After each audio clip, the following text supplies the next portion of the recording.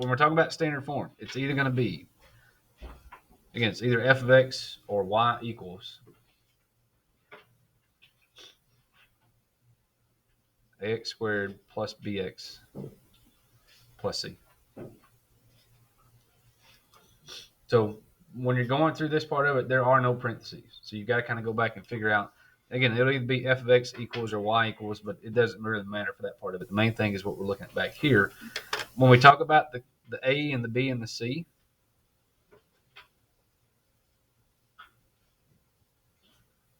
they have to be real numbers.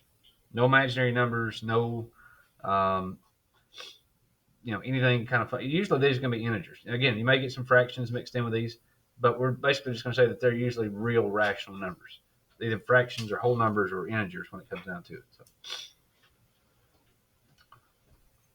Okay, so here's the big thing you've got to do. And there's a couple different ways, but luckily they don't even talk about the other way that you could do this thing. I mean, you could, but here's the big thing you want to do for this problem. If you have a quadratic that's written out without any parentheses, you don't know what the vertex is. So to find the vertex,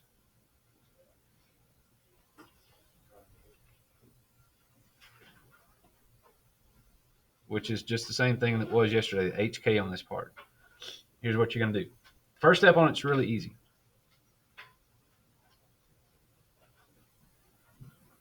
The H, which is the X value of your vertex, that's going to be negative B over 2A. And just so that everybody gets this one, I'm going to add a little bit extra because normally that's the way they have it, but I'm going to go ahead and do something a little extra here. I know sometimes being extra is not a good thing. In this case, being extra is a safe thing. When you've got your B and your A, when you plug in the A and the B in this part, go ahead and put those A and B's in parentheses. Because sometimes the negatives will throw people off a little bit when you're going through this when plugging numbers. So for these, when you plug in your A and your B, go ahead and put those in parentheses. And that's it. So to find the first point of the vertex, the H value, it's just negative B over 2A. All right, the K value, which is the Y value of your vertex. A little bit more difficult in this case. You have to evaluate, which again is just the fancy mathematical term for plug in. So you have to evaluate x equals the negative, whatever that number is when you do the negative b over 2a, when you find out what this number is, you have to evaluate that back into the original equation.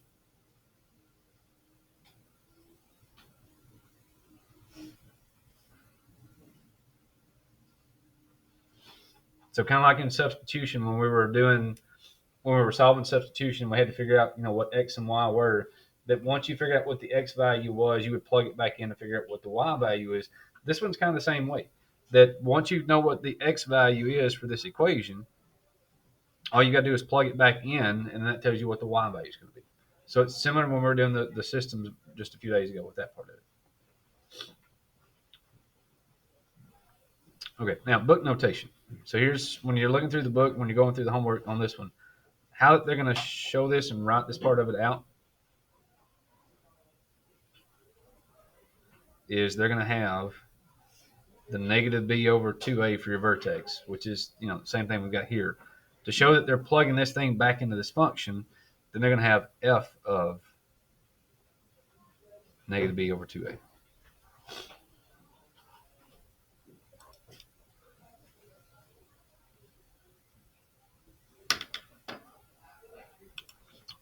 Okay, and so one other thing, we were using the a and b value. Somebody may ask, what's the c value?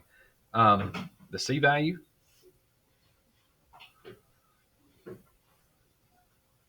is the y-intercept. Every single time. So A and B help you figure out what the vertex is going to be.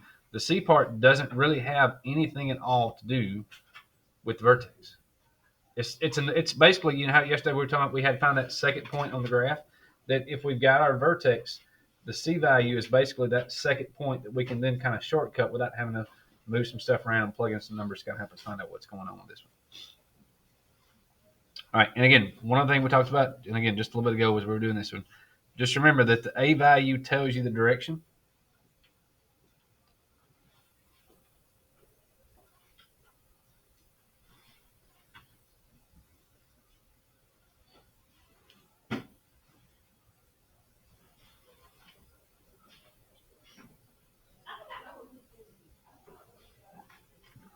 So kind of like we were doing yesterday, that before you really do anything at all, you know whether the graph is up or down, max or min, just based on what the point is. Again, if the a is greater than 0, the graph would have to look something like this.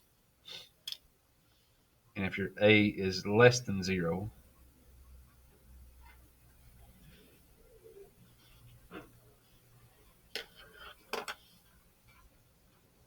which again, if your a is positive, it's going to look like this. If your a is negative, it's going to look like that. Okay, so there's still some things you can get just by kind of looking at it. Um, just not as much as it was yesterday. We've got to go back in and actually figure out what the vertex is for this thing. Okay, so what we're going to do is we're going to do kind of like what we're doing yesterday. We're going to go ahead and figure out what the vertex is, the axis of symmetry, the max or min value, the domain and range. The one thing extra we're going to add today is we're going to also add in the y-intercept because, again, it's an easy number to find when we got an equation like this. If we were doing one like this yesterday, I'm probably not going to ask you to find the y-intercept because depending on the graph, sometimes it may be a really big, huge number. So probably not going to ask for it there. I forgot. So, okay.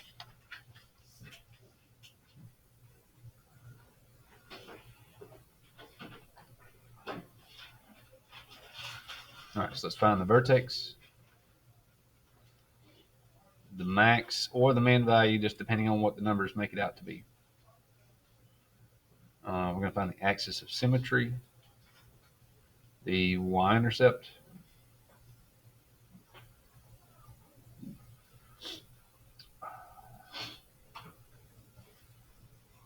we're going to find domain and range. And again, we're not going to really worry about domain because domain is always negative infinity to infinity. And then the other thing we're going to do is we're also going to write the equation in vertex form.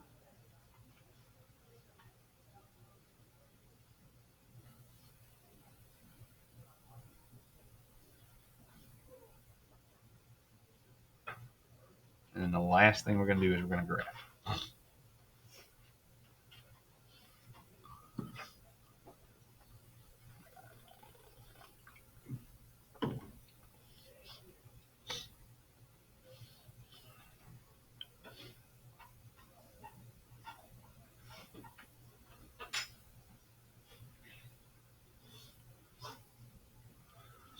Okay, so we're going to go with 2x squared plus 8x minus 1.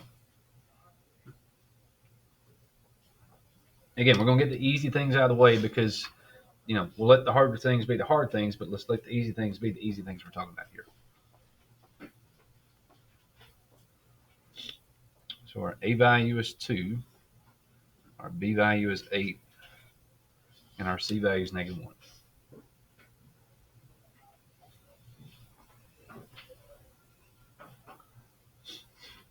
Okay. And here's what we're going to do, just kind of like we were doing yesterday. The a value is 2. So when the a value is 2, the graph is positive. A value is positive. The graph has to look something like this. Vertex is at the bottom, so we know the vertex in that case is going to be a minimum.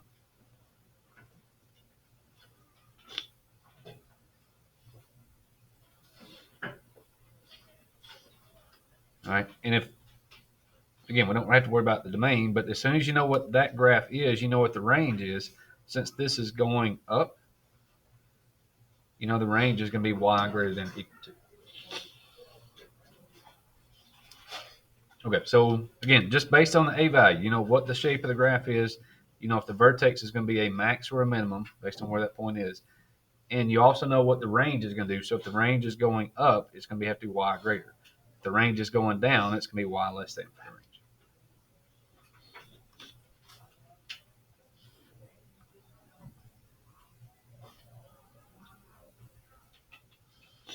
Okay, so we gotta have because everything else is going to spin off the vertex. Oh, actually, one more thing we forgot to do here: the c value. That's your y-intercept. So that's where it's going to cross on the y-axis. It's going to cross at -1 on the y-axis. So if they ask you for the y-intercept, it was in order to pair, it would just be at 0, -1.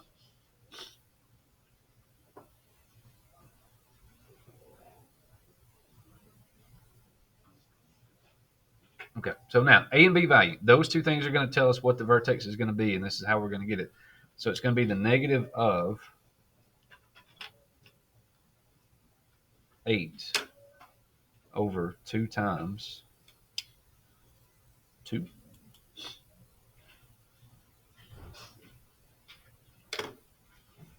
So that's negative 8 over 4. So the h value of our vertex in this case is going to be negative 2.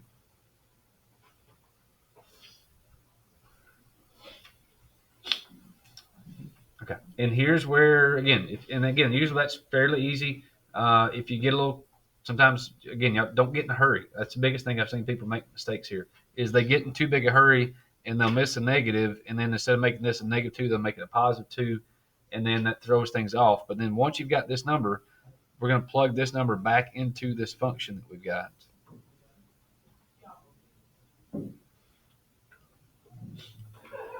So we can figure out what the y value is going to be.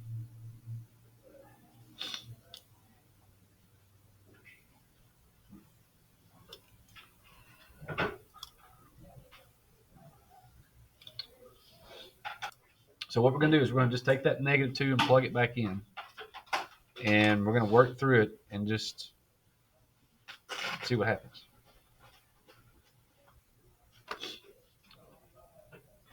All right, and then we're going to do it kind of two ways. We're going to do it by hand to make sure we've got it. We're also going to go back and show you again. You can also double check your work with the calculator here. If you do negative 2 squared, that is 4. And then we've got, so we'll do the exponents first. Then we'll do our multiplication that we've got 2 times 4 for 8, 8 times 2 for negative 16. And then once we've got the parentheses gone, we've done our multiplication. Now it's just adding and subtracting. You can just go straight down the line and subtract those out. That should put you at negative 9. Okay. And again, if you want to double check yourself, if you're going through the work and you get it, sometimes you get a number and you're like, hey, that vertex seems really big or really weird or really something with that one. You can always go back and just double check yourself. So with a calculator, as long as you put yourself the numbers in parentheses when you plug it back in here, it should give you the same answer. If not, then that's when you need to double check your work to see what's going to happen with it there. So we've got 2 parentheses negative 2 squared plus 8 parentheses negative 2 minus 1. And there we go. It's negative 9. So whenever you get ready to plug these numbers back in, and again, it doesn't take long to double check yourself. Just take those numbers you've got, plug it back in, and make sure that those two things tend to kind of match up as you go through those. Okay, so our vertex then is at negative 2, negative 9.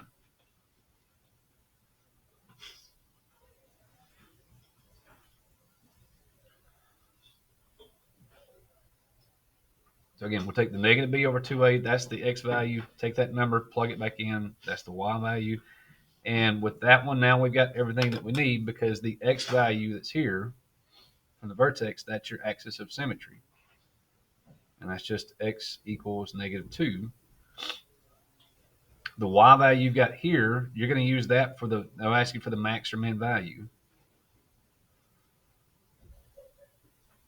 And that min value is going to be that number, it's negative 9. So the axis of symmetry is x equals negative 2. The max or the min value, again, depends on what your vertex is and which direction it's going, is going to be the second part here from your vertex. And that number is also going to be the same number that you'll use for your range.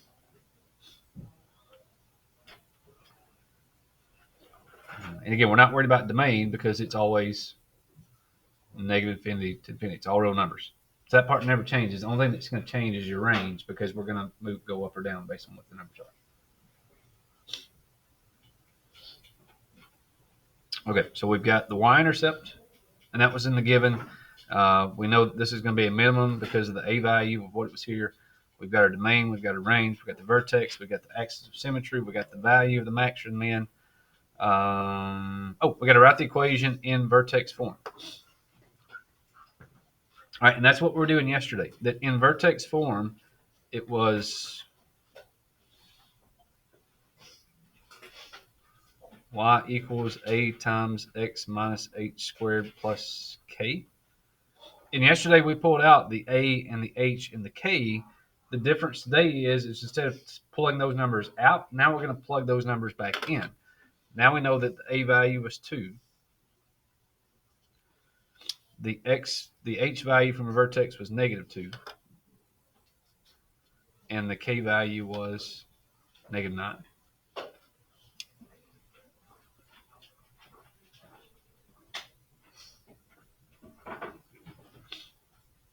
Okay, so if we plug in those numbers, we get this, and you just want to clean it up a little bit. So that's y is going to equal 2 times minus -2 makes that a +2. And then plus -9 is just a -9.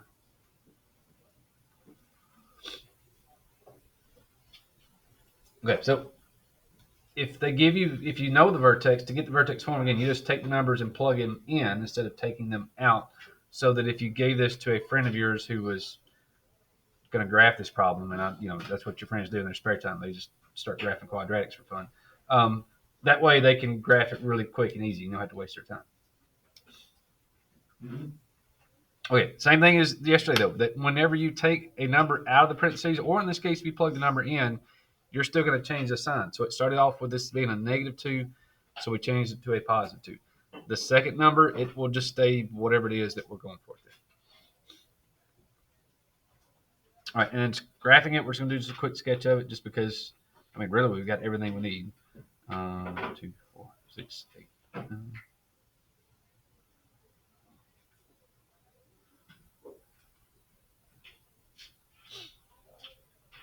All right, so if we do a quick sketch of it, we're going to go to -2, -9. That would put us way down here somewhere.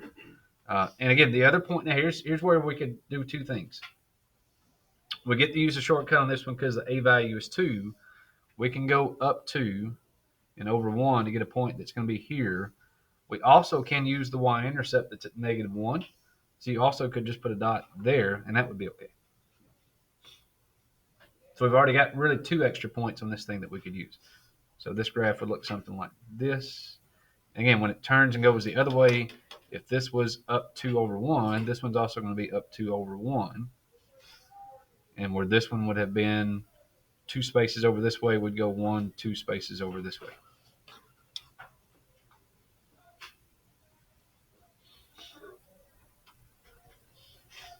But again, the good thing with Math Excel is that once you pick your vertex and you put 1 or 2 other points, it will just draw that on there. Now, here's one thing too. I noticed this.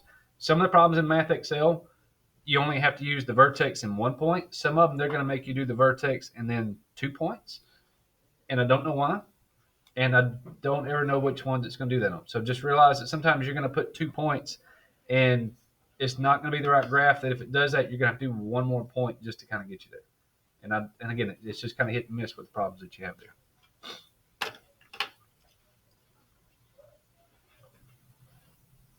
All right, again, there's our axis of symmetry. Again, this was 2 spaces this way, so we need to go 2 spaces that way to get that point. 1 space this way, 1 space that way.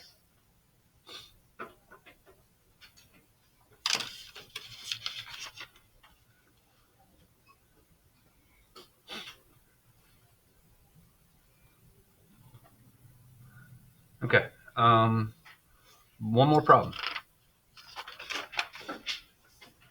Because it may be time-wise about all the time we have.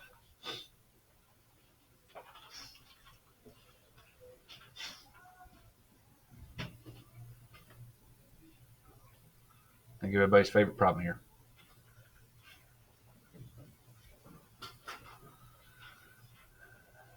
It's got a fraction in it. And before you freak out with the fractions, don't freak out.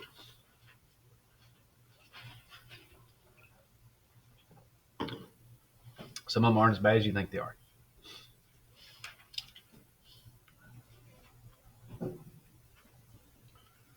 Okay, so we got A is -1/2. So the very first thing we know is because it's negative, the graph has got to point down, which means the vertex is at the top, which means the vertex will then be a maximum value. All right. The B value by itself doesn't tell us really anything. So it's just hanging out for a minute. The C value, though, that is your y-intercept.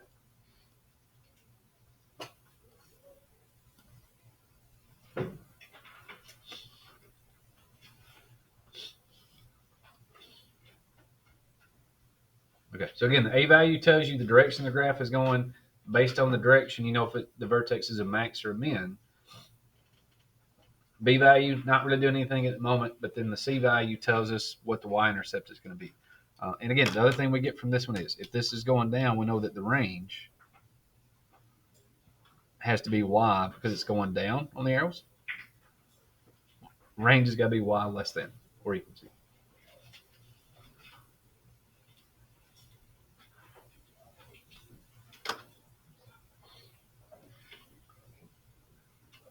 All right, so now I got to get the vertex. We need the negative b over 2a. And again, if you're not a friend of fraction, because you look at this and you go, well, that's a fraction. I don't really like fractions. Okay, again, you can let the computer, your calculator, help you out a little bit with that one.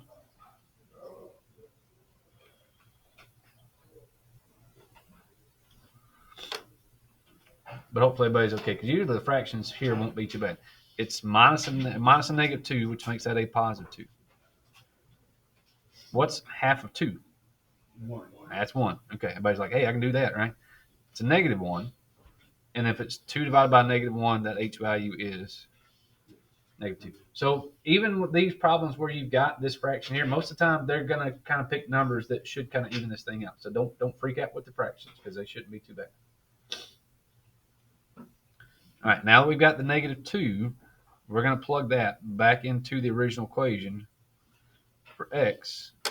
So that's negative 1/2 x squared minus 2x plus 5. And that's going to be our y value, which really, I guess, is our k value.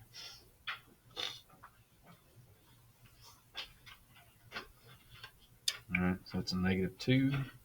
That's a negative 2.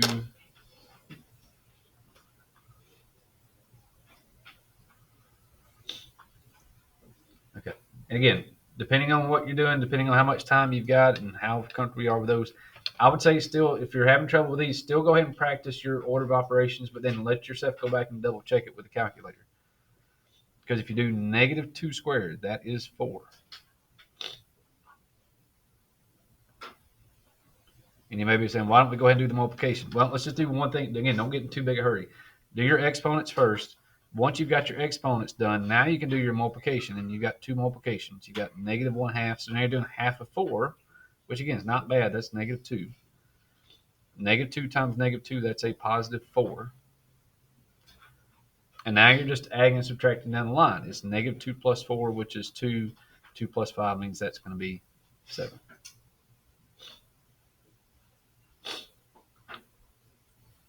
All right. Again, if you want to double check yourself just to make sure that it's all good. Now, if you've got the negative 1/2, some of you may not have a calculator. That may be one where this one you can throw in a fraction, but it may not like it too much. You might change it to a decimal, so make it just negative 0.5. And then we can do negative 2 squared minus 2 times negative 2 plus 5. All right. Now, if you accidentally go back through one of these and you put in a, let's say you're doing this negative 2 squared minus 2. Let's say you accidentally put in a negative. It usually, well, it did it anyway. No, it didn't do it. It messed it up. So let's see what was happening here. So we got negative 0.5 times negative 2 squared minus 2 times negative 2 plus 5. And that's lit. Wait, what's that going? Did I type something in wrong?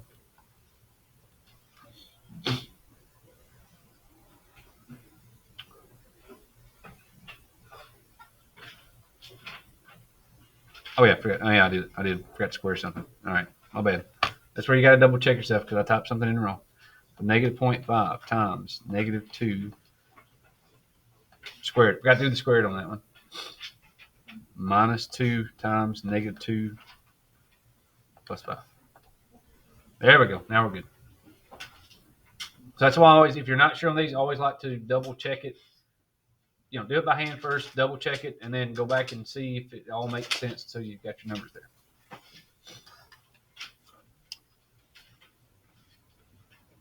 All right, so there's our vertex. Okay, and if we've got the vertex, now we already had the y-intercept back up here.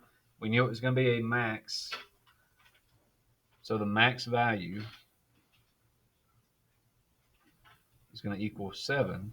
The axis of symmetry is going to be x equals -2. So first number of the vertex is always your axis of symmetry. The second number is always your max or min value.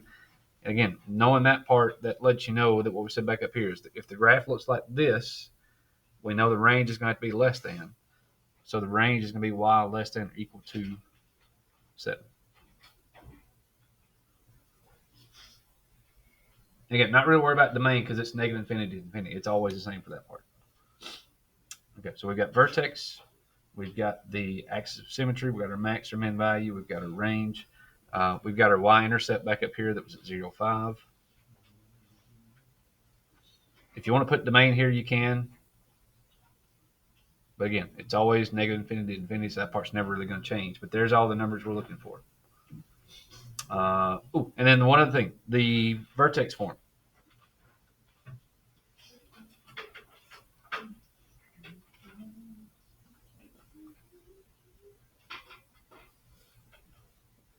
We're going to plug everything back in. That again, you've got to plug in the A and the H and the K. Okay, so our A value was back up here. It was -1/2. Okay, your H and your your H and your K right here. Your H was -2. But again, when you plug it in, you got to change the sign, so it's going to make that x plus 2. And your K value was 7, and that one doesn't change; it stays there.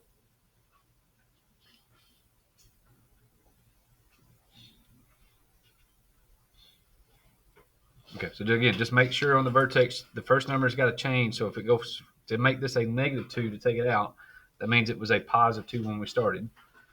Second number doesn't change, and we're good to go there.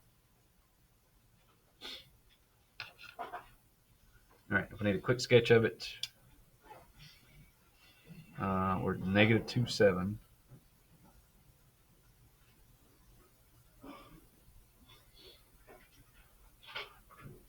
That puts -2, 7 back up here.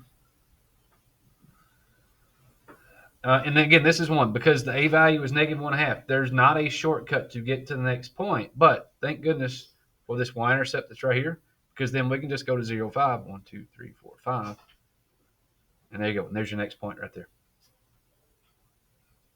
So having that y-intercept there kind of saves us because we don't. Because again, with the A value being -1/2, we don't have a shortcut. You cannot go down 1 over 2 and get to the next point because now you can see we're going down 2 and over 2 to get to the next point. So it's not always going to work if that's just a fraction. It will never work. But again, that's going this direction. And if that's over 2 spaces here from the axis of symmetry, we just need to go 2 spaces here to get our next point. That would be right there.